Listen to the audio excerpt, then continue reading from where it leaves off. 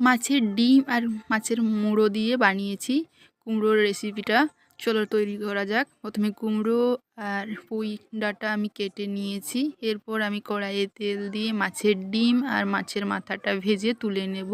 সেই তেলে গরম তেজপাতা আর পাঁচফোড়ন দিয়ে তারপর আমি পেঁয়াজ কেটে রেখেছিলাম, তারপর আদা রসুন বাটা দিয়ে কষিয়ে তারপর আমি কেটে রাখা কুমড়ো আর পুঁইটা দিয়ে একটু ভেজে নিচ্ছি।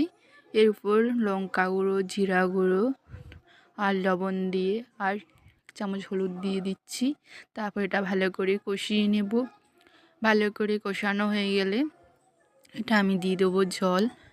জল দিয়ে এটা আমি যাতে এটা সিদ্ধ হয়ে যায় ওই ডাঁটাটা, ওই জন্য আমি ঢাকা দিয়ে সিদ্ধ করে নিচ্ছি। তারপর আমি এখানে দিয়ে দিচ্ছি 1 চামচ চিনি আর ভিজিয়ে রাখা মাছের ডিম আর মাছের মাথা দিয়ে আরও 5 মিনিট আমি নেড়ে এটা রান্না করে নেব। যারা আমার ইউটিউব থেকে দেখছো তারা আমার ইউটিউব চ্যানেলটা সাবস্ক্রাইব করে নেবে, এবং যারা ফেসবুক পেজ থেকে দেখছো তারা ফেসবুক পেজটা ফলো করে নেবে।